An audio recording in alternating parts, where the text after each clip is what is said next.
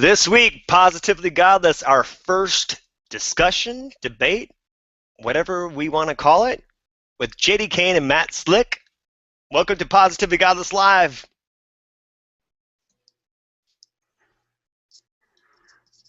Go.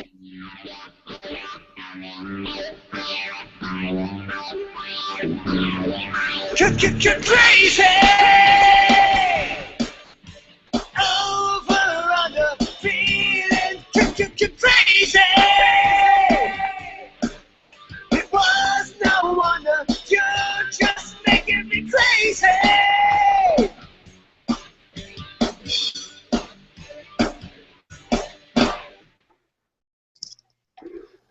Hey everybody, welcome to this week's episode of Positively Godless. I'm one of your three co-hosts, Scott Lawrence, joined by Tyler Zoolander and just Jerry. This is a new environment for us, huh? A little bit weird. Yeah, I'm sorry.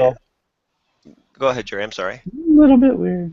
I'm sorry that the song I wrote sounded like absolute crap, but you know, we got to do what we got to do. But here we are live. No viewers yet, but you know, that's okay. We'll get viewers eventually. This week we're going to do something a little different. We're going live. So we're going to do a discussion between Matt Slick and JD Kain. And it's going to be in three parts since there's three co-hosts. Each of us has their own separate topic that they want them to discuss themselves.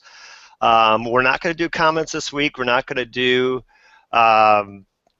any type of show recap from last week. We'll kind of catch up as we go along. Without further ado, I'm going to introduce the panel. I'm going to go in alphabetical order. So I'm going to present JD Kain. JD Kain is known for being a host of, Tyler, you can't believe this one, Talking Shit Tuesdays. That airs every Tuesday or Wednesday, depending on schedules, at 6 p.m. Central Standard Time, 7 p.m.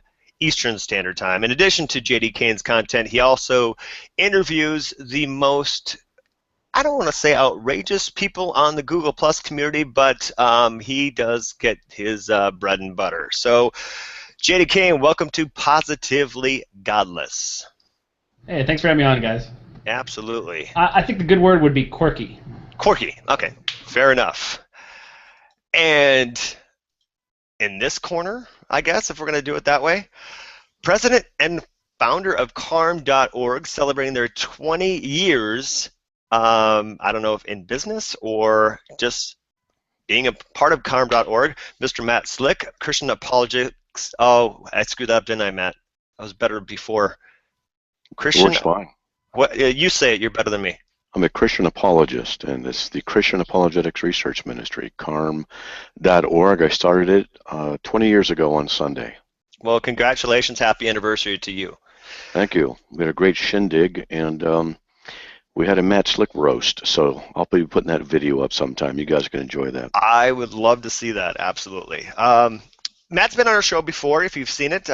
What episode was that, Tyler? Do you remember? No? Okay, you're okay.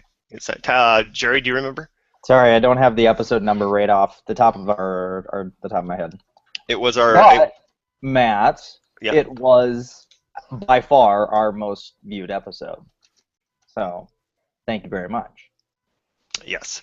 So this is episode number 33. Before we begin, It's episode 22. Episode 22 that Matt Slick was on, so go check that out. So it wouldn't be a Positively Godless episode if Tyler didn't give us, or you, the viewers, ways to contact us, because I always screw it up. Well, hopefully there are going to be some people watching this on YouTube at youtube.com/positivelygodless. Our Facebook.com/positivelygodless is one of the ways you can contact us, or Twitter @pgodless, or you can always email us positivelygodless@gmail.com. And apparently that Jerry quit the show just now, so if you guys want to be a part of Positively Godless, you know, email us and fill out an application, apparently. I don't know what happened, but that's such as life.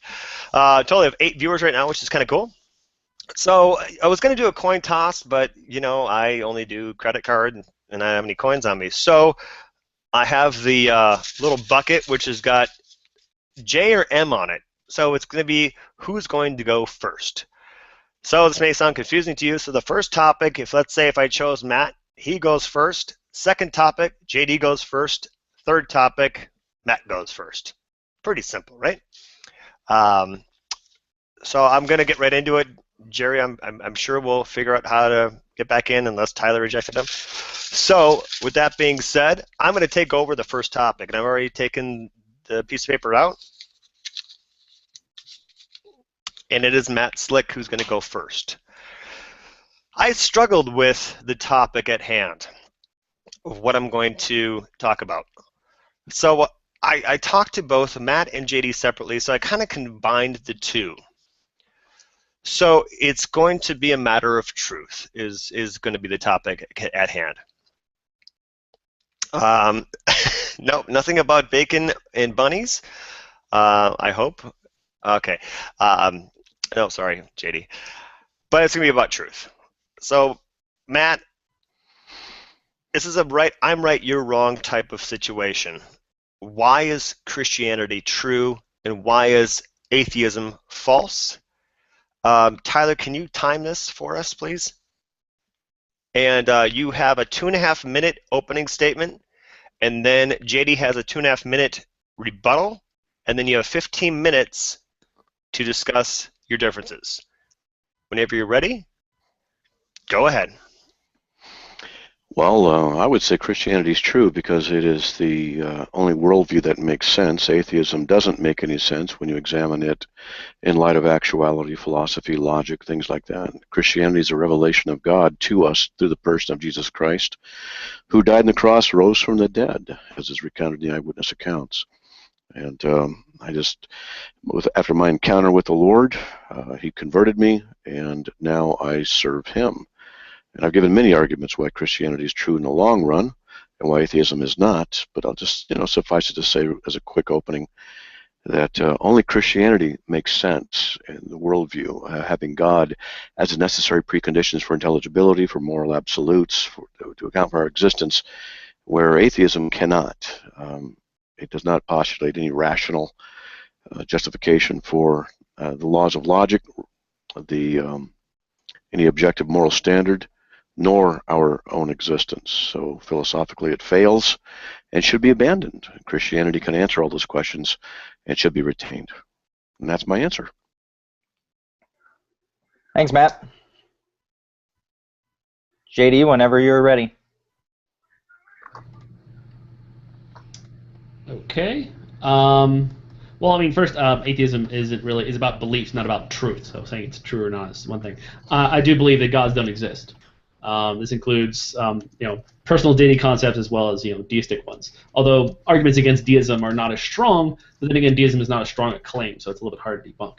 Personal gods are usually pretty easy to discount. There's, the fact that they're not personal is a good way to say, well, they're probably not real. I thought it was interesting that Matt brought up eyewitness accounts. They're not eyewitnesses. I don't think do anything even claim to be. Paul had a vision. He never actually met Jesus in person, and he existed after the events. The other anonymous authors also were not there. Most of them speak in third person. That's not eyewitnesses. The important events like the resurrection, they weren't there. They talk about who was there, so they heard that from secondhand sources at best, and likely just made it up as they went along, or just picked it up from oral tradition. Christianity, yeah, it accounts for all kinds of things, but then again, it does so in a way that anything that I make up, any fictional concept, can account for them. It doesn't actually explain anything. It just says, well, we account for this. It's no better than taking a flag and saying reason, that's ours. Intelligence, that's ours. Logic, that's ours. It doesn't actually demonstrate that it's those things. It offers a sufficient explanation, but it doesn't demonstrate that it's necessary. It also attempts to account for things that don't need accounting for. Logical absolutes, that's not even a term that exists in philosophy. So it's like, why would I need to account for something that isn't even accepted by philosophers?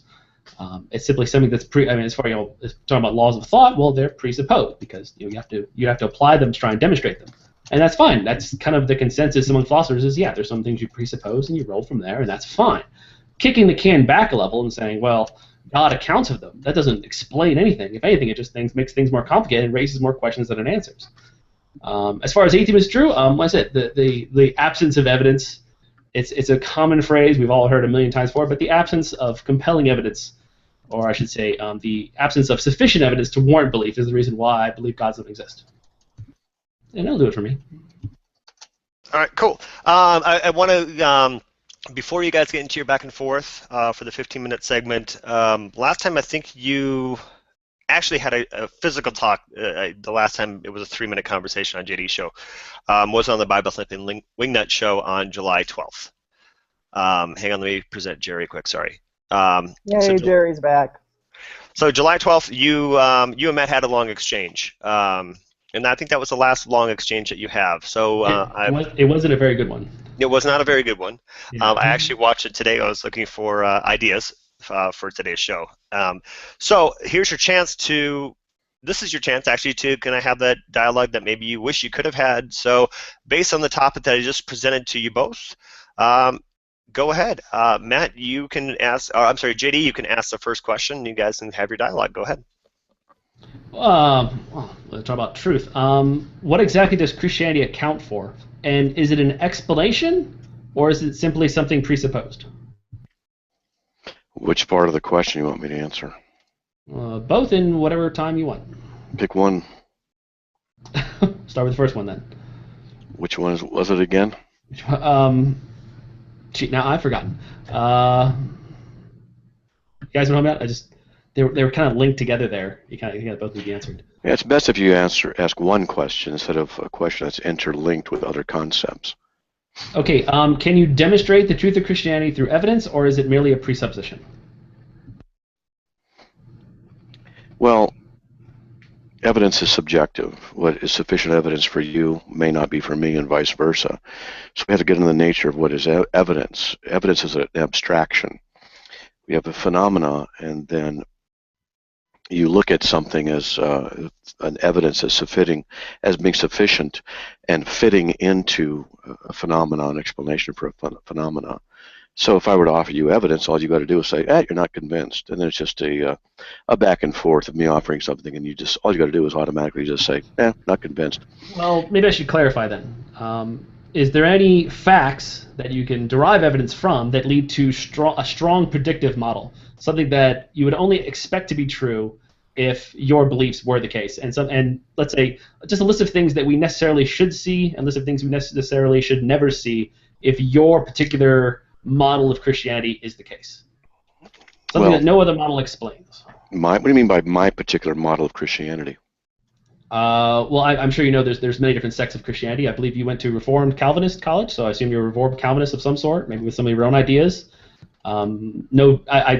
Few Christians are alike as far as beliefs are concerned. So, whatever your position on Christian, I think some sects contradict each other, but that's a different discussion. My question is are there any strong predictions made by your model that I can show and say, okay, well, see, there are these things that necessarily should be the case, and these things necessarily should not be the case. We never see the things we shouldn't see. We always see these things we should see. Are you implying predictability in a scientific sense? Observation of phenomenon, predictabilities for verification? Well, I think I was pretty clear. I'm not implying anything that wasn't stated. If you were, I wouldn't have to ask. Okay, well, how about just stick with what I asked there? If you can't answer it, that's fine. I need clarification. You see, you talk about predictability. Predictability presupposes the idea of a set of circumstances that, given from a scientific viewpoint, an atheistic one, I get the idea or get the impression that what you're talking about is a type of scientific predictability thing. I don't know if that's what you're asking for, because if that's what you're asking for, that's a different discussion than things that would be predicted in the scriptures that have come true and will continue to come true. So it's a different issue. So I'm just getting clarification for what it is you want. Okay, I'm asking for an inductive model, something that, based on our experiences, we can say, if this model is true, we should necessarily see X, we should necessarily never see Y, and then we can look at the reality and say, okay, we don't see it. We always see X, we never see Y. And then this is not explained by other models. This is something that, if it were not the case, your model would be wrong. Well, I wouldn't do it that with Christianity. The issue is Christianity is internally coherent, where other systems are not. And so, therefore, it cannot be relegated to inconsistency or non-truth. What you're trying to do, I get the impression, is simply ask a philosophical, predictive thing set into the idea of a scientific method. That's the wrong question. It seems to me you're making a category mistake, though I'm not sure you are yet, because I'm not fully understanding what it is you're saying. Okay, what I'm asking for, since you believe Christianity, the Christian narrative that you believe in is a part of reality, you don't just think it's made up. So if it's a part of reality, then our experiences should, correlate to that. So if the Bible says that X should be the case, we should see X, we should never see not X. Okay. And so I'm asking for some model of reality that demonstrates that your model of Christianity is true. And to do that, the way we pretty much do that with everything else when we're determining something about reality is we form a predictive model. So I'm asking for some predictions of the model that say we should see X, we should necessarily never see Y, and then show that we show X, and then show that we don't see Y, and that is only explained by your model. Wrong question. Yes, but it's my question. I can ask a wrong question. You just did. I've Excellent. gone over this with you. You're approaching it from a scientific methodology, making a category mistake. You don't do that with the nature of God. Well, that's interesting because I didn't actually mention science at all, did I? Okay. I just mentioned a predictive model. So I mean, if you think that's science is obviously more complicated than that. But I am asking for some way to demonstrate. I need a way to differentiate your beliefs from the imaginary. And to do that, we need some kind of model that's predictive. It's completely unfalsifiable. If you have to presuppose the truth of it, then it's, well, I think the word is vertically worthless. There's no way to differentiate between your imagination, and so there's no reason for me to take it seriously. So I'm asking for some reason to take the beliefs of the Bible seriously, to take your view of reality as if it really is the case. And to do that, I'm going to need a model that I can test in some way, that I can show that, okay, I should see this, I should not see this, and then show that those things are part of reality. If that does not exist, then what are we even talking about? I already addressed that. You're making a category mistake. Okay, what's the category mistake? I'm not quite following here. I'm trying to answer. God does not sit for your examination and cross-examination for demonstration and verification.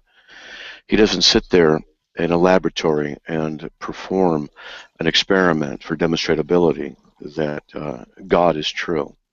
So what you're doing is making a category mistake. You're implying the idea of a scientific methodology and philosophical verification for the existence of God based on something that you can demonstrate. That which is demonstrable is something observable.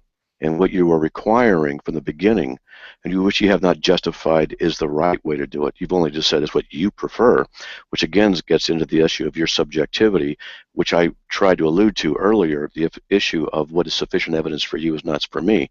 You're starting off from the wrong place. What you're doing is failing to understand that God, should he exist, would not be subject to your simple, well, let's just say experimental methodologies, your ways of desiring him to demonstrate himself to be true by something that you can observe and desire and want. It does not work like that.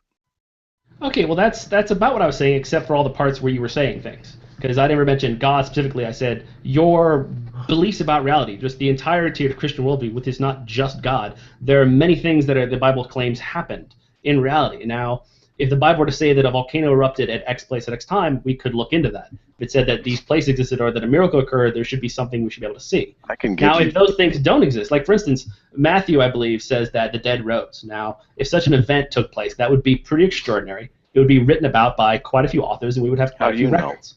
How do you know? You disagree? No, how do you know it would have been written by a lot of other authors? I guess you understand the Jewish mindset and the Roman mindset back in that culture, and that the issue of the sectarian problems that were there in existence already because of the Jews being where they were geographically. I'm aware of that. I'm also saying that when it comes to the dead rising and visiting their relatives, people are going to kind of forego sectarian issues and go, you know what, I'm going to mention that to my ancestors. Like, Aunt Helen came back after being dead for 20 years, and that was kind of worth writing about. Now, that didn't happen, and it didn't even happen. It didn't even occur to the other gospel authors, which is odd. Now, that is something that if that were written about all over the place, if we start seeing other scholars and places that story spread, that, while maybe not be sufficient to warrant belief, it would be a step in the right direction. That would be something that we should expect to see that, and then we'll see it. But we don't see it. How many people could write back then? Not very many. It's about 5% for the wealthy and less than 1% for the poor. Okay. So the people that they appeared to were just average Joes. Did they write? Do you know if they had writing ability? Well, how do you know they're average Joes? Do you know what an amanuensis was? Not sure what it has to do with what I'm talking about. Or basically, well, let me put it this way: you're Let basically me coming up ask with you. hold on. Look. You're coming up with reasons for why we don't see what I'll we tell you should what, how it's going to see. work. Okay, we're done. If you don't let me finish my sentences and finish my answers, and you want to sit here and try and claim something and interrupt me constantly and not let me address the issue that you continually raise, then you shift the goalpost. If you don't want to do that, we're not going to have a conversation. So make a decision right now whether or not you want me to continue with you. We're not going to play this game that way. I'm trying to answer you, and you repeatedly cut me off. Stop time. Real quick, stop time. I'm kind of doing a bunch of things, so I want this to be a good conversation. So I'll just say, can we make it a good conversation? That's all. I'm trying to Yeah, of trying course. to answer the guy. I He understand. keeps cutting me off. But I say, here, look, let me ask this, let me ask that about you, of what he knows, so that his assumption can be validated or not validated. I'm cross-examining him. He doesn't even let me finish what I'm doing. I don't need to be here for that.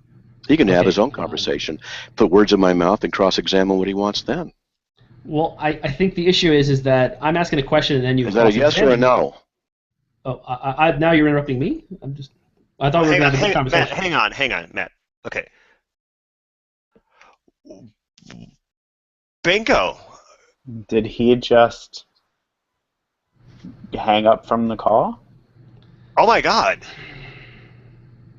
And we almost made it through topic 1. Oh my God. Hold on.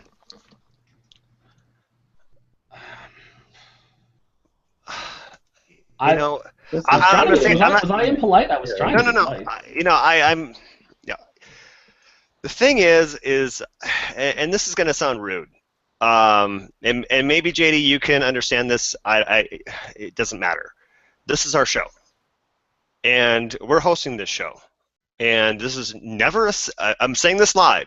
This was never a setup against Matt Slick. Did you and I, JD, say this is how we're going to get him? No. I didn't know any of the questions beforehand. I've come in here to blank slate pretty much. Right. So, I'm going to try to get him back in. I think that was, if I can use a term of JD's, monumentally rude. I'm sending him a message right now. I mean, if I was interrupting, I didn't mean to. I think my issue I was having was it didn't seem like he was answering the question. He wanted to ask a question in return, but not really to clarify, but to change the subject. Well, And I was. I hope I wasn't being too short with him. I was like, okay, well, hold on. Let me try and rephrase it then. If you're going to take it in this direction, let's bring it back on topic. Well, it's funny, JD, that you and I've had the conversation of this event coming up, and I think even you were kind of like a conversation. That's what we kind of wanted to host, is a conversation. And I didn't think I was asking that hard a question. I mean, predictive modeling it's how we understand the world. It's how any other claim about reality. That's what we look for. We look for evidence, facts. We try and form a model to see if it's true.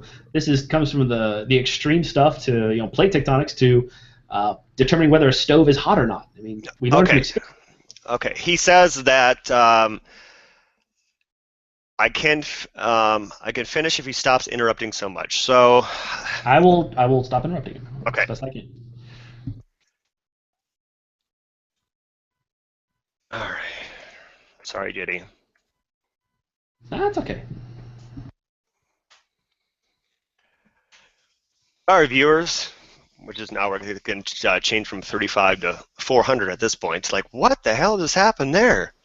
Yeah, the comments are going a little bit crazy. Yeah, Jerry, you needed to do the comments on this one because I'll. Okay, well, I mean, there's comments for both of them. They make it fair. I mean, that's what we do. The thing is, JD can appear like a nice guy, but when you know him, he is a vexatious atheopath. This is from Island Online News. Oh, I love that guy. You love everyone. What the? Simon Dunn. Where'd you go? Well, he might have just Matt. accidentally dropped there. That might not have been a thing. Okay, because I'm like doing messages too. So. Yes, is LOL. Matt asks questions, then interrupts the answer, then rage quits. LMAO. At Matt Slick, seriously, you dropped out in 20 minutes? How pathetic.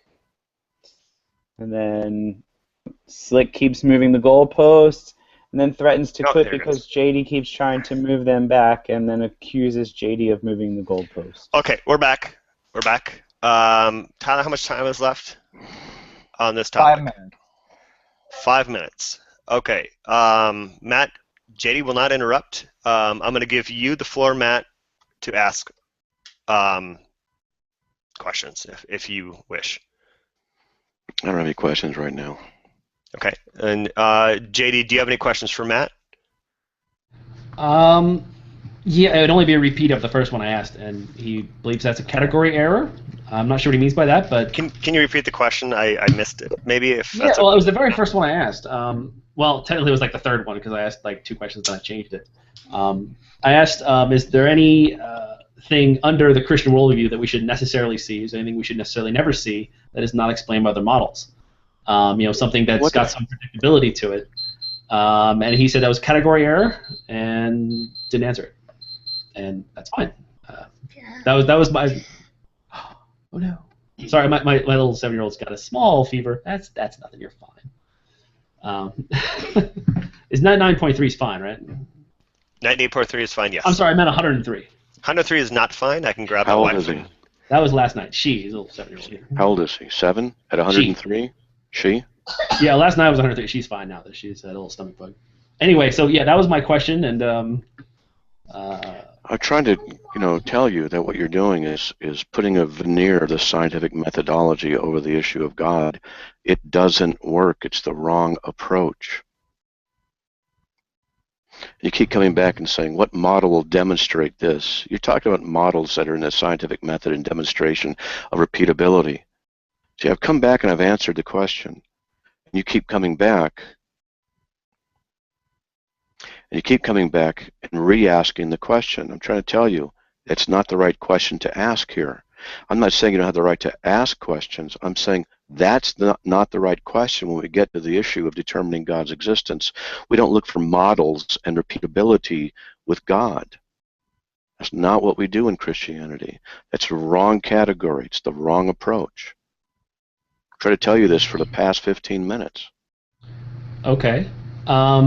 I get that you don't think so. I disagree, and I think I have a good reasons to. Every other claim we make about reality, this is how we demonstrate. We demonstrate inductively. If someone says, there's a blue car over there, I go and look for the blue car. If someone tells me that the blue car goes 0 to 70, there are ways we could test that. We look for a predictive model. We'd say X, Y, and Z. We test it. This is how we interpret everything in reality. Why would we suddenly change the rules when the claim becomes so large as to be about like the core metaphysics of everything that there is a deity, that the earth is young, the universe is young, that someone rose from the dead, that certain animals can talk at certain times given certain conditions, that we all originated from 2 people, that there was a global flood. These are huge claims, and many of them, especially like the flood in particular, would be something that should be demonstrated by evidence, by facts, and a predictive model. Like we do with every other, if the flood occurred, we should be able to determine that, if not through science, but just through good old-fashioned predictive modeling. Now, if you don't have that, I can't differentiate your beliefs from the imaginary, in which case I have no reason to take your beliefs seriously. And so that's why I'm asking for that. Now, if you prefer some other method for determining things, I disagree. I think this is the method we found works the best. So I would want that if you were to convince me that it was the case. And what realm does that method work best in?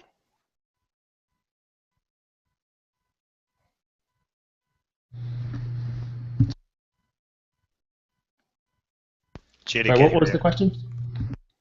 What realm does your method work best in? Realm? Reality?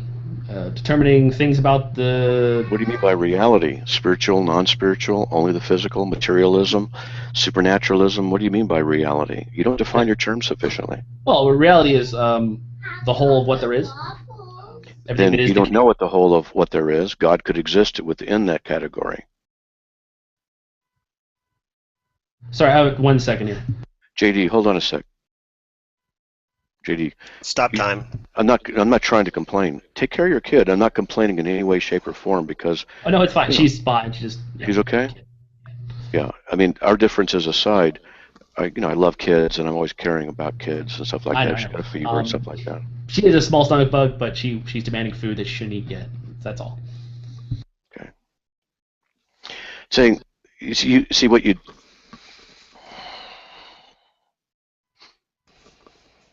Go ahead, Matt. You're fine. Start time. You guys have Gee. 1 minute left, yeah. 1 minute left, so wrap this one up. All right. Well, no time. I mean, you have a minute to explain why you don't think my question is a good one. I already have. Are we moving on? Move on if you want. Facebook.com/positivelygodless, YouTube.com/positivelygodless, Twitter, pgodless, and if you want to email us, positivelygodless@gmail.com. Mark this on the calendar. I finally got through it, so let's all celebrate. I'm going to turn the microphone over to just Jerry for the next topic. I'm not ready. Go to Tyler. I'm going to turn the microphone over to Tyler for the next topic.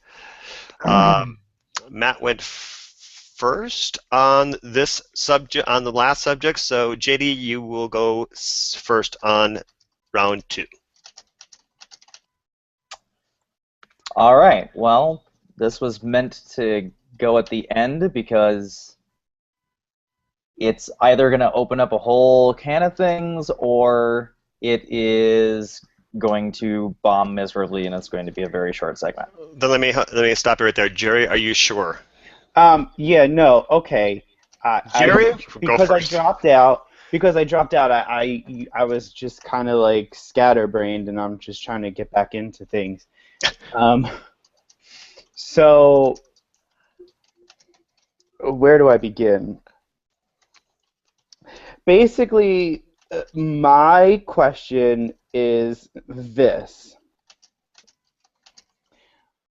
We all know, anybody who watches our show, anybody who's been on our show, and if JD didn't know previous to meeting me, he knows now that I'm gay, I'm married.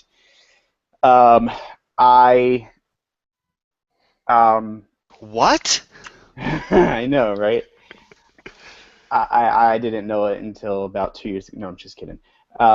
So it bothers me, and it still bothers me. And Matt and I had a discussion about this when he was on our show about the difference between the constitutional right that everybody has as being an American citizen versus the religious right that you get when you are part of the church.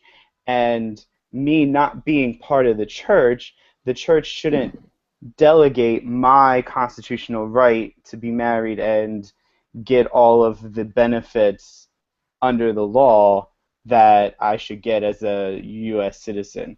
And so I wanted to hear kind of how JD and Matt talk about this subject. JD, you're opening. Your time, 2.5 minutes, starts now. All right, hold on. I got a little chatter here. 1 second. Sure. Tyler, you doing okay? Okay.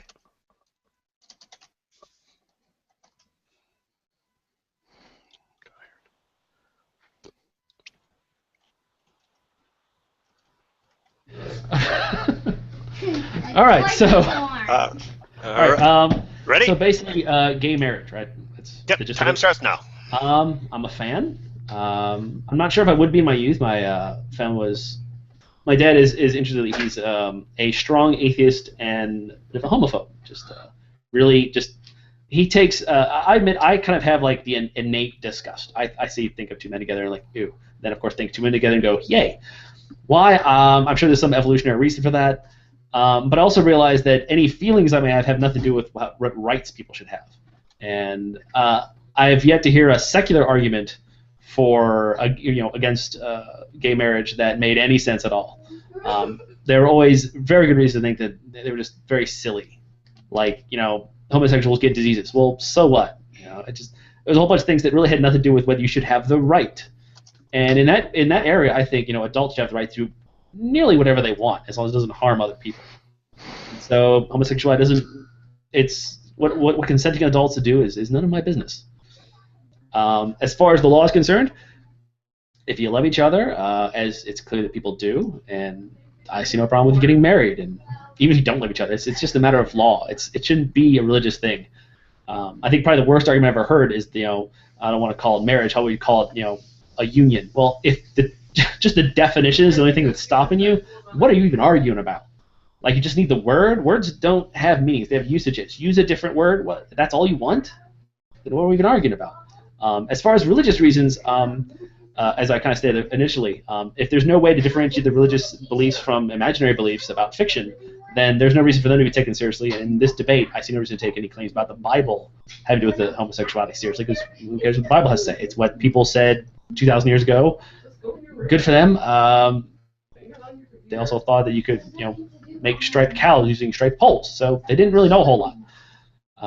And I think the modern position on this makes the most sense. And thankfully, we live in a secular nation, and people are catching up. It's now legalized everywhere in America, and hooray! The people who are still fighting against it, they sound like people who were yelling for segregation not too long ago, and that didn't go too well for them either. I think that covers it. All right, that's your time, Mr. Slick. 2.5 minutes starts now. Well, first of all, homosexuality is a sin against the natural order. It's against what God has set up, and it's an abominable practice. It doesn't mean I hate homosexuals. If you call me a homophobe, I'll call you on it. The thing is that it's statistically it's not healthy. I've got information from statistics, from the CDC, from other sources that talk about the promiscuity within the homosexual community. If you want to talk about rights, then your rights need to be with responsibility. In the homosexual community, the percentages of people having hundreds of partners is exceedingly high. And though there may be individual homosexuals who say, I don't do that, well, whatever. The statistics show that homosexuality in its high promiscuity has a high degree of depression, high degree of sexually transmitted diseases, and the like. And if you want, I'll give you some statistics on that.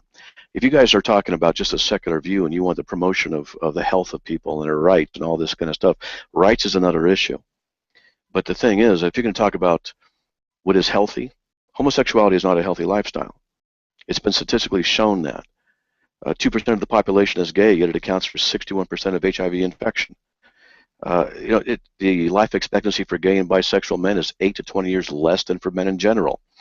The incidence of domestic violence among gay men is nearly double that of heterosexual population. I'm just reading some statistics out of my website, and it's just not a healthy lifestyle.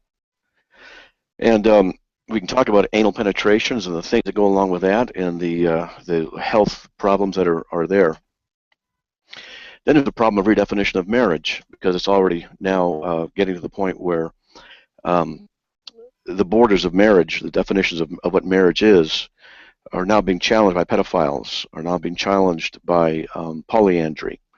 Having three, I just read an article last week, trying to remember the word, where three homosexuals get married. They want to get married, three of them together as a group, because one guy was married to another guy, and then they befriended a third guy, so they first group couple got divorced, so they want to petition to have marriage defined that they can have three now.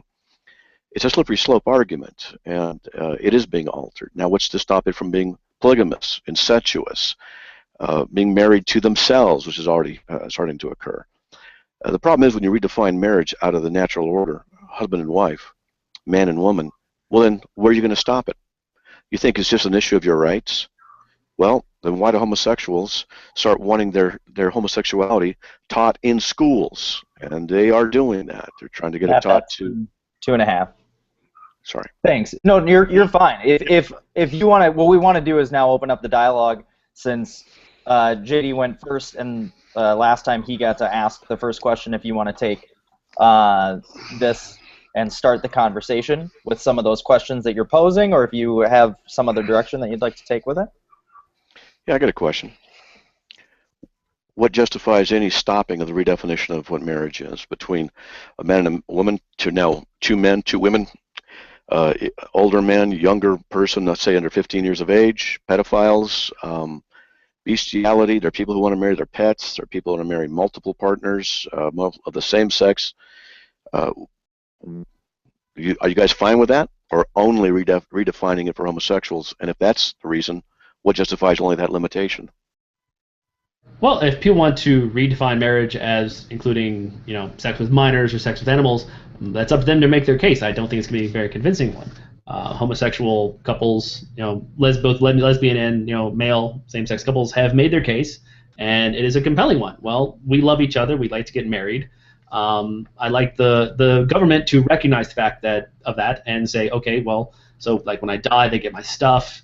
We go through, we get the benefits of being protected by the state. These are generally good things, and I see no reason to stop it. Now, with polyamory, I actually have no problem with multiple people living together or being in love. The issue, though, actually has little to do with the rights, and has more to do with trying to get the tax code to involve a third person when the tax code for 2 people is always, I don't know how many tens of thousands of pages. There's not enough polyamorous people to make that case. It's really more about practicality, pragmatism. As far as pedophilia, there are very good reasons for that never to be okay. So, as far as the redefinition of marriage, things are redefined all the time. Atheist used to mean what strong atheist means today. It used to mean that or it used to be kind of a negative thing, like you're denying the existence of God. Denying means that it really exists and you're just hiding from it. Modern definitions don't fit like that. I don't like the lactheism definition. I do think that means that you either disbelieve in gods or you believe gods don't exist. Can you move the camera? Yeah, sure. Sorry, camera's getting moved a little bit. Where was I? Oh, but yeah, why not redefine it? I mean, it really wasn't redefined. It wasn't. The court just basically said that marriage covers homosexual couples. Okay, I don't see any problem with that. I mean, it makes people happy. It may have problems with the Bible, but it has problems probably with the Quran too, and probably with other religions. But who cares what I have to say? We have a secular government for a reason. We leave the religion out of it. Want to respond to that? Are you serious? It makes people happy, and that's the criteria. So, if I want to have just what people desire, that's the criteria. You transfer the goal to the ends. You say the reason we do this is because it justifies the means. You're saying it means justify the ends. It makes people happy, so it's okay to do. Well, let me ask you: if 4 brothers. Well, before you ask, maybe you should correctly represent what I said, because that was not what I said. Well, you should take a lesson from that from our first encounter tonight. What, that you don't understand what people are talking about? I was pretty clear, but I think the other people here probably understood what I said, but you seem to immediately strawman it. That's an odd thing to do. You know what? I really think you're interesting. Because during our first encounter, I proposed something specific that you ignored specifically and went to a naturalistic methodology, which I told you was the wrong one, and you persisted in that, demonstrating your lack of ability to really deal with the issues that I raised. I'm dealing with an issue here as well. I'm trying to raise to you the issues. You're not answering any serious questions. I asked you, for example, what justifies keeping marriage being defined between 2 homosexual men and 2 homosexual women? Let me ask you this question. If 4 brothers want to marry each other, is that okay? I think that'd be circumstantial. You have to worry about things like disease and stuff, or not diseases, but was it actually no, 4 brothers? Okay, that would just be weird, and the tax law would have an issue with it. Honestly, I haven't really thought about it. I don't know. Well, why not? Why don't we expand the definition of marriage to be 4 brothers and/or 4 sisters? Well, again, like I said, I don't know. No one's ever made that case. Why not? Well, what would you say? Well, like I said, I have to hear a case for it. Do you have one? What? No, wait. So the homosexuals have a compelling evidence that you say the reasons for their joining together is because they love each other. These 4 brothers love each other. There you go. That same criteria is now met. So should they be allowed to marry 4 brothers? Again, like I said, that was not the only criteria. That's why I said that you were strongman my position. Give me another one that would apply only to 2 homosexual men, but not 4. I'm sorry, I thought you said 4 brothers. 4 brothers. Related. Yes, they were. There are other reasons. They can't. It's just a weird idea. Like I Oh, said, who the cares issue if it's is the issue with weird? I that think is the same as the homosexuality is issue. weird. So what? Honestly, I have no problem if the people wanted to do that. Oh, so Whether okay, it should be lawful or not is a different question. Because Oh, again, well, it would be the difficulty with the tax law, and I mean, I change the don't know laws. very many. Again, I'm still talking. I don't know many four brother combinations that feel like they get married. So overhauling the tax law, I just have to be pragmatic about this. Like, no, unless this becomes like a serious thing where groups of four brothers want to start getting married. I don't see anything problem with it morally. Now, if they were two men and two women who are brother and sister, okay, well, then you have to deal with birth defects and things, and messing around the population where there's going to be a drain on the system because they're always born with birth defects. We can talk about that. But again, before I really have to wait it, someone would have to make a case for it, and I've never heard of a case for that. I've heard of case for polyamory, and the issue again goes down to tax law. This is kind of the difference where the law, what is moral and what is lawful, start to break away. So tax laws. So they want the same tax benefits that homosexual couples get. Because they love each other, they don't want to hurt each other's feelings because they want to make each other happy. And you said there's nothing wrong with it. You don't see any moral problem with that. Of course you don't. You don't have a moral objective system as an atheist, which is what we get back to in the first segment, which is what I raised. There's no objective moral standard. All you have is your subjectivity. That's the problem. You can't raise a moral issue. You have to go with some other issue. I'm taking the things that you're working with. You don't have any moral leg to stand on. Sorry, no offense meant, but you don't. You're an atheist. You have your opinion, and you're entitled to that opinion, and I'll defend your right to that opinion. But whether or not your opinion is right or wrong is another issue, and you can't defend that it is. So we get to the issue of four homosexual brothers who want to have sex, and they want to marry each other. It's not an issue if it's weird or not. That's not it. The issue is, as you have raised, makes each other happy. That certainly qualifies. Tax benefits, that could work as well. My question, I'm trying to show you something. Where does the redefinition of marriage end? Let me ask you, JD, what would be, maybe you can't answer this, and I'm not trying to pin you too hard, but let's just say, what is a place where you'd say, no, this marriage cannot be? Say, for example, a guy marrying his dead daughter, and it's a corpse. He wants to have sex with his corpse, which, I mean, we both would say, that's sick, all right? I hope your child's not in the room to hear that. But at any rate, let's say that's something we would agree with. I have a reason that I could say that's objectively wrong. What would be your reason to say, and why would that be a standard? Well, before we get to that, I'd like you to demonstrate that I don't have a moral system. I didn't say you didn't have a moral system. You're not listening to what I'm saying. An objective moral thing in the beginning of the segment. I did this several times. I talked to you about what the actual issue was that I raised that you did not address. I said an objective moral standard. I didn't say you don't have morals. I didn't say you don't have a system. The issue is whether or not you're able to justify those morals as being the right ones. You can't. When we get to the issue of redefinition of marriage, it most definitely is a moral issue. You don't have a leg to stand on that, and I can demonstrate that by easily knocking that out from you at every step. If you want to go with the legality issue, well then, nothing that you can offer me that I'm aware of so far that you can offer me for two homosexual men marrying versus marrying four homosexual brothers. Okay, well, the issue is that you say the problem is that I don't have an objective moral system. But to me, that's like saying, well, I don't have a magical unicorn, therefore I can't answer the question. Objective morals is not magical unicorn. Matt, I'm still speaking. Yeah, to me it is. Objective morals, for as far as I'm concerned, when it comes to foundations, they don't exist.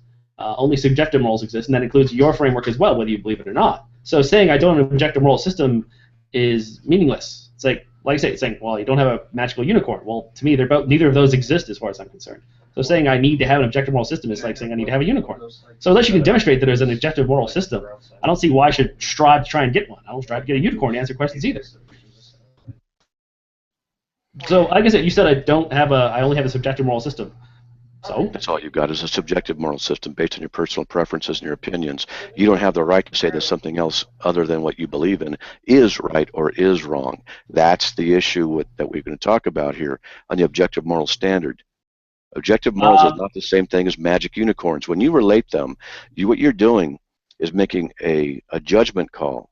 You are trying to mock the idea of objective moral standards by equating them with magic unicorns. It's funny that atheists are basically always the one who bring up magic unicorns and flying spaghetti monsters. They're the ones who depart from logic and rationality and get into the absurd and then equate the absurd with something that we're trying to talk about rationally.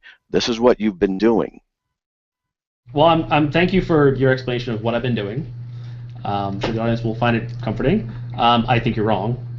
And the simple thing is, Did you or did you not equate objective morals with magic unicorns? yes, that doesn't mean I'm Okay, just really so mocking I it. am I was correct. making an explanation. Well, no, you characterized it. Your characterization is You either did. correct or incorrect. No, you characterized. You said, well, this is what you're doing. I don't think you got that right. I think you got that all wrong, and that's fine. But that's your opinion. So again, if it's your subjective opinion that I'm doing all these things wrong, well, it's just your subjective opinion. So we can both go down that route. But again, the fact is subjective. Why does that mean it's meaningless? Why does that take away my right to have any kind of to say anything about morality? If morality happens to be subjective, it's subjective to human minds. If it's a human problem, that doesn't change anything. Things can be subjective and still be important, and we can still subjectively come up with a framework that we can all agree upon benefits us in some way, and work from there. The fact that it's subjectively chosen, or that maybe there's some cultural reasons, doesn't mean it's not important. Doesn't mean I lose my right to say anything, especially to people who claim objective morality but cannot demonstrate it. Which I'm, like I said, you have not demonstrated objective morality. You simply claim that you have one and that I don't. Well, I don't think anyone has one. If you want to take that burden and run with it, I'd love to hear your objective standard. Is it morally wrong to forbid two homosexual men from marrying? Right, that would be a question, not an answer to my question. You want to try that again? Yeah. Is it morally wrong to forbid two homosexual men from marrying? All right, you talked about objective morality. You were talking about. I asked you a question. You were talking challenged about my moral objective framework. morals. You said you want to talk about morality, but then when I asked you a question, you want to move to something else. And why don't we stick to the question you asked? You broached this. You made quite a few accusations about my morality and how it works and what I'm doing. You're very clear about what I'm doing, but you're not actually doing it. I mean, if you're claiming objective morals exist, please demonstrate it. Because you seem to think it's an important thing. Okay, you ready? Do you agree or disagree with this statement? Real simple statement. It is always wrong for anyone to torture babies to death merely for one's personal pleasure. I'm sorry, Matt, that is a question, not an answer. I asked you a question. I didn't ask for a question in return. It's too difficult for you, isn't it? Well, clearly the answering a straight question is too difficult for you, but that's fine. You want me to demonstrate a moral objective. I do that by asking you a question. If the question's too difficult for you, then don't ask me to demonstrate what you're asking. That's you not how want me this to works. demonstrate objective morals, right? I'm asking you a question. Is it always wrong for anyone to torture babies to death, torture babies, plural, to death merely for one's personal pleasure? I would say, yes, the statement is true. Why can I say it's true? Because I have a God that I believe in who is the objective moral lawgiver. He is the one who has stated that such things like this are morally wrong. You as an atheist, do you agree with this statement or do you not agree? If you agree with this statement, I'm going to ask how you can have a universal moral truth in an atheistic worldview. Let me offer a counter question. Is it morally okay to kill babies with swords? I'm sorry? Is it okay to kill babies with swords? Depends on the circumstances. Well, I thought morality was subjective. Now it's subjective all of a sudden. I asked you a specific question. It's relative to circumstances. The question. It depends on the circumstances because you don't know all circumstances. So now we have subjective morality again. You're supporting my position, which is fine. Okay. I'm trying to help you out here. No, you're not. Right? I noticed you can't answer my question. You have to try and answer. I noticed you haven't answered mine. I did. I said it depends on the circumstances because I know what you want to do. You want to go. You answered that one. The original question was to demonstrate an objective standard. Now, if you need my input to make your argument, then you do not have an argument. You're going to need to actually state your own position without trying to appeal to mine. You want me to demonstrate that there's a moral standard, an objective moral? 1 minute, Okay. guys. Is it always wrong for anyone to torture babies? Still answering questions. If you need my input, you do not have an argument. 1 minute. Just letting you guys know again. 1 minute. You need to be able to form your own position without asking questions to someone else. You cannot prove objective JD, because you're cornered, now what you're trying to do is come out swinging blindly. What I want you to do is think about the question I'm swinging the same thing I was swinging 5 minutes ago. I asked you a question, you wouldn't answer. You're not able to answer it. I can. The question is irrelevant. You have not answered mine. Your lack of ability to be able to argue cogently in this area of moral objectives. Can you answer the question that's in the text? Can you answer the question? I appreciate that you prefer the role of failing to do your job. All right, is it always right or is it always wrong? Time. Done. That was round 2. JD failed on that one. I appreciate your subjective opinion on that, Matt. I really wish the fight theme for Rocky 2 wasn't copywritten. Well, I've been playing real easy, but let's amp it up. Well, I'm throwing wiffle balls at you, but you're not even swinging at those, which is odd. All right. Don't even know you're down for the count, Hang on. buddy. Ding, ding. We're gonna move on. Final round. Final round. Here we go. Tyler, you have it. I do appreciate you taking it easy on me. Thank you very much. I'm very bad at this, as you can tell. So JD, you need to actually focus and answer questions. well, Okay. we've got one more topic for that, and we're gonna let you guys go to it one more time. And again, for those of you that have never seen Positively Godless before, you can check us out, youtube.com/positivelygodless. But the whole goal of our show is to have a good civil discourse to things. I think for the most part that has happened. Things have gotten a little heated. That's all right. But we're going to move into one more topic, and this one is going to have a little bit of, I guess, I want to try and keep it restricted because it could possibly open up a number of things. And Scott, correct me if I'm wrong, but I do believe that Matt will go first on this one. Is that correct? That's correct. And JD, if you want to check your camera, I know that you're really finicky about your camera, but we can see the back of your TV. That was my fiance's choice because she doesn't want to be on the camera. Oh, okay. Sorry. I've known you for a while, so. It's a beautiful television. That's like a Panasonic P60. I love it. It's gorgeous. Black level is just like, oh, Nice. Okay. pitch black. All right. You literally So- can't tell when it's on. It's very cool. I'm not kidding. I love this TV. I'm going to ask the question here, but then I'm going to give the restrictions on it. And just one more thing for anybody else who's watching. Both Matt and JD came in not knowing any of the topics. We're presenting this as a completely open format and no time to prep. Sorry about that. The three of us didn't know each other's topics either. Right. So, with that said, and then I'm going to throw one more little curveball in here as well for Matt if he wants to. But given the current field of potential options and taking into consideration only their religious beliefs or lack thereof, in your opinion, who is the best candidate currently running for President of the United States? Okay, now, just a couple of quick things. I want everybody out there to know I'm not asking for who you're going to be voting for, and I want you to try the best that you possibly can to take as much of any political reservations. Nothing at all, Matt? Hold on a sec. Okay. I actually avoid watching the politics because I don't trust anybody in the political system. So I relegate it to the same area of sports. I just don't pay attention to it. So I don't have any opinion. Nothing at all. Well, there's a couple of guys that I think are the least bad. But Okay. I don't know who I'd vote for. Seriously, I just don't know. Well, and again, I don't want to know at all who, or give me a candidate that you think would be a good person. I don't know, beyond. honestly. I'm not trying to avoid. Honestly, I'm not trying to avoid anything or just not play along. I'm seriously. My wife was watching TV and she goes, "You interested in this?" I go, "No." Is the debate last night? I just don't trust them, and I see too many logic errors that they make. And I don't trust the politicians, and it just gets me depressed. So I really haven't even studied. In fact, the people I know who are running are Hillary Clinton, right? She's in. A guy named Carson. Daly? Carson Daly, yes, he's in. Carson Daly. No, Ben Sure. Carson.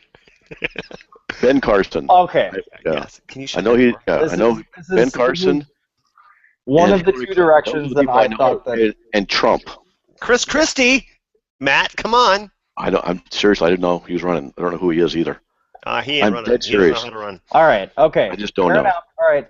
This is one of the two ways that I saw this going. I figured it was either going to be completely polarizing, or there was going to be no comment. Yeah. So let me reframe the question because I want, and I want some sort of opinion on this. But in terms of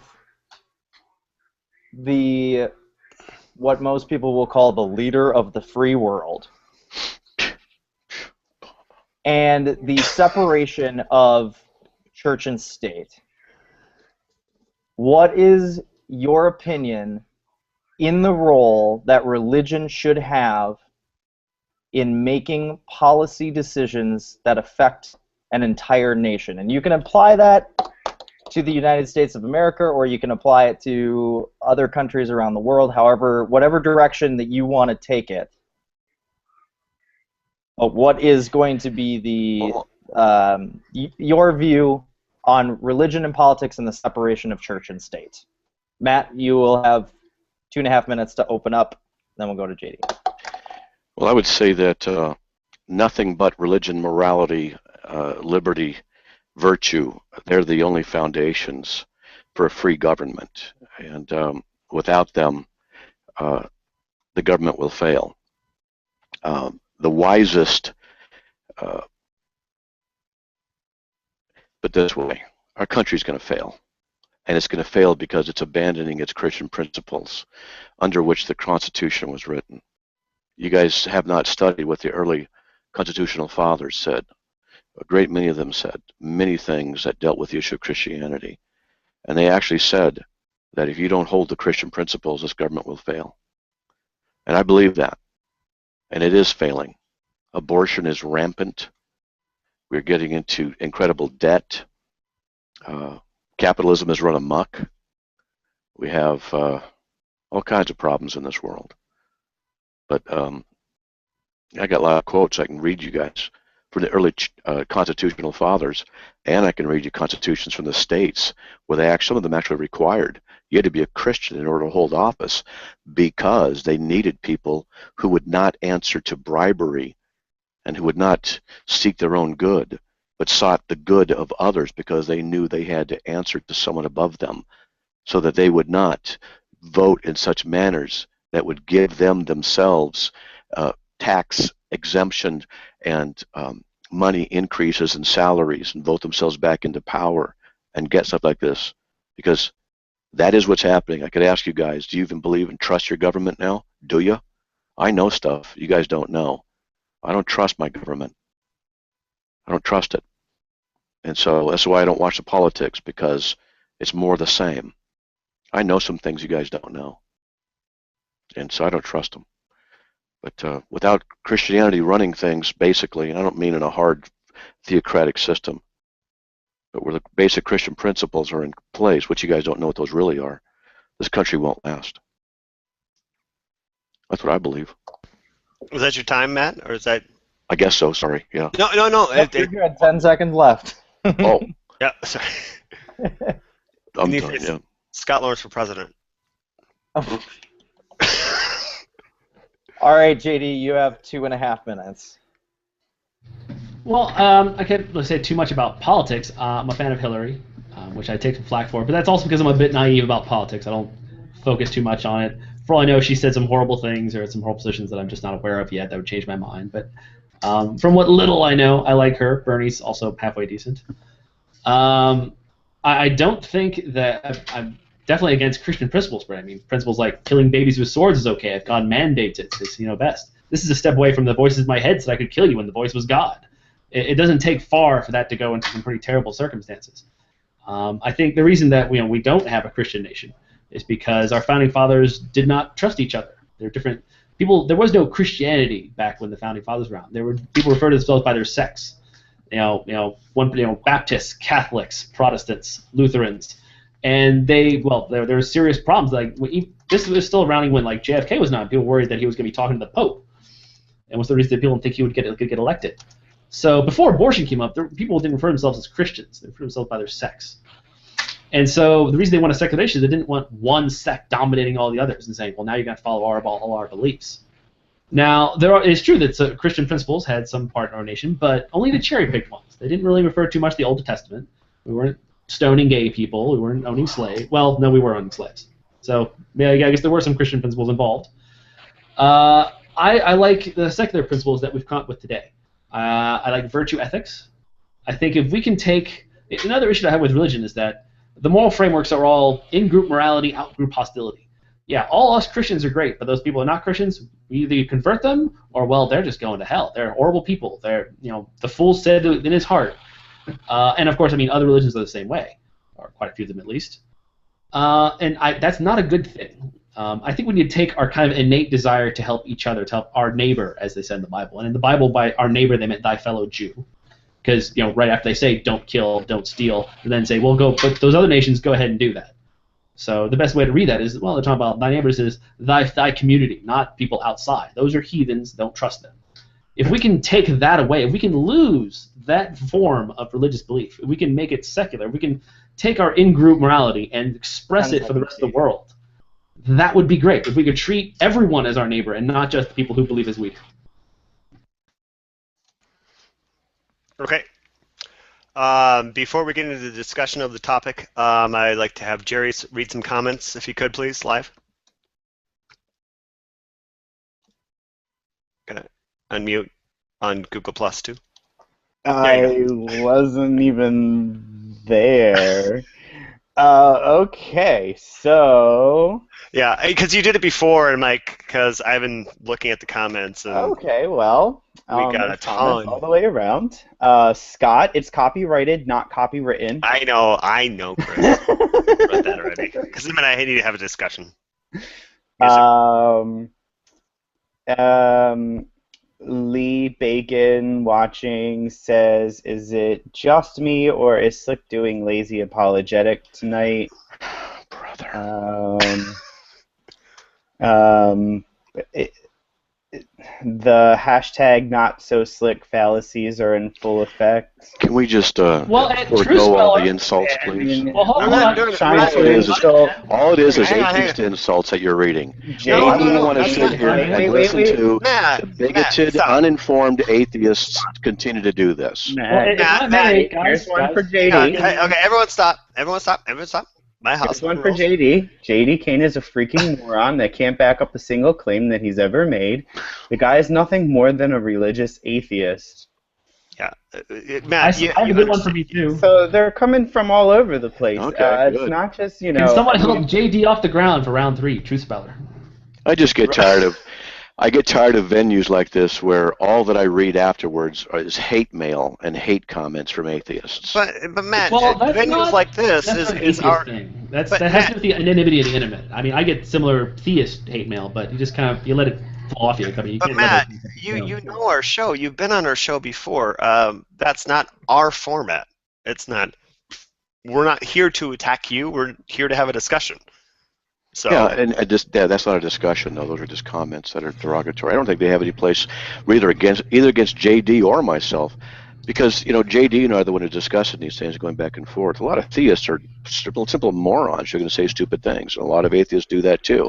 But I've had a lot of experience with atheists in various venues, and by far, it is the atheists who are the most vitriolic. And I do get a little tired of just hearing more of the same old thing. Sure, not from you, Scott. No, I know, I understand, but please keep in mind that when I asked Jerry to read the comments, he was a little like, "Oh, I wasn't prepared for that." So kind of gotta forgive him for not knowing kind of what to do. He's just kind of reading off the cuff. So, and I just saw it. Where did it go? Island Online News. Amen to Matt's response on government. I love that guy. I do. Right, I'm eating my words. There you go.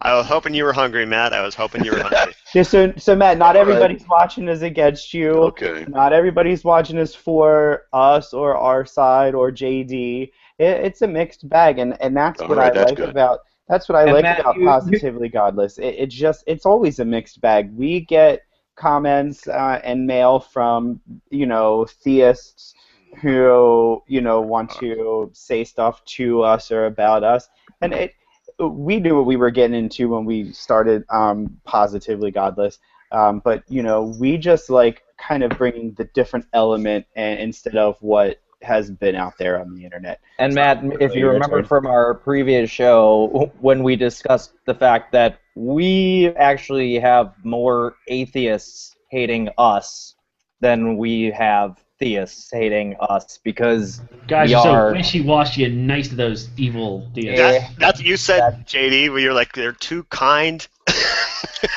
I think that's we- great, though. We want to have a good discussion. We want to have one more segment and wrap this up. Yeah. And then we will have one quick shot for recap plugs at the end here. But if you guys could, JD, if you have any questions that you want to send to Matt, since he was able to go first on this one, your 15 minutes will start now. Well, like when it comes to politics, I mean, what is good about Christian ethics? I mean, Christian ethics. If you're going to include the Old Testament, there's so many horrible things that are in there. Now, maybe God changed his mind, or he always made those only for the Jews and only for Christians. But I mean, the golden rule is good, but what about the platinum rule? That's not in there. I mean, where does it say that you shouldn't harm children in the Bible? I mean, what Christian values are you talking about? Because it sounds more like innate values, plus whatever banal humanism comes from a liberal reading of the Bible. I mean, should we bring back slavery, or is that only Old Testament? Should we start checking women's sheets when the husband thinks she might not be a virgin, and then if we don't see blood, we should stone her, or the whole town, of course. I mean, what should we keep? What should we throw out? Is it okay that stuff's in the Old Testament? Because we say, well, here are the values of our God. Now, for the Jews, he wants them to do these things that, yes, today we think they're abhorrent and horrible, but don't worry about that, because now there's only the nice ones. Although there's still bits about, slaves be good to your masters, and Jesus never said anything bad about slavery. And he really said a lot of weird things, too, like if you think about sex, you're committing adultery, you're going to hell. And, of course, the New Testament introduces hell in the first place. How are these good values?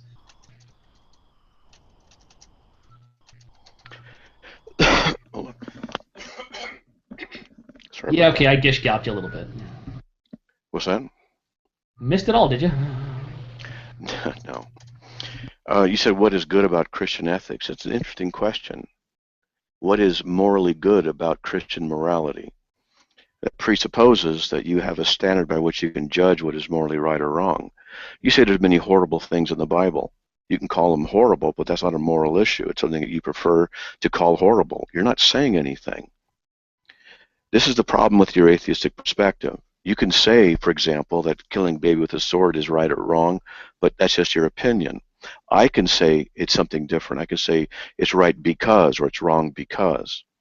You don't see the inconsistency of your position, and I've tried to point this out, that you do have the right, as I said before, to make opinions, give opinions. I defend your right for that. You don't have the intellectual, rational, not say intellectual, I mean the rational, that's what I meant. You're a smart enough guy, but you don't have the rational basis by which you can defend any standard by which you can say that thing that occurred here on the page so-and-so of the Bible is right or wrong. You don't have that ability. All you have is your opinion about something. You're entitled to your opinion, but so what? So what if you don't like that babies were killed with swords? So what if you don't like that Noah's Ark, the flood, and millions died, or thousands, however many there were? So what? It might be inconvenient. You might call it horrible, but it's not a moral issue because you don't have the right to say it is right or it is wrong. For you to do that is to step into my worldview, which refutes your own. How does your worldview refute mine, other than the fact that it does contradict it? Like, if your worldview was true, then some of mine would be incorrect. No, you would be refuting your own by stepping in my view. You haven't done it and that's why we know it is wrong. But you could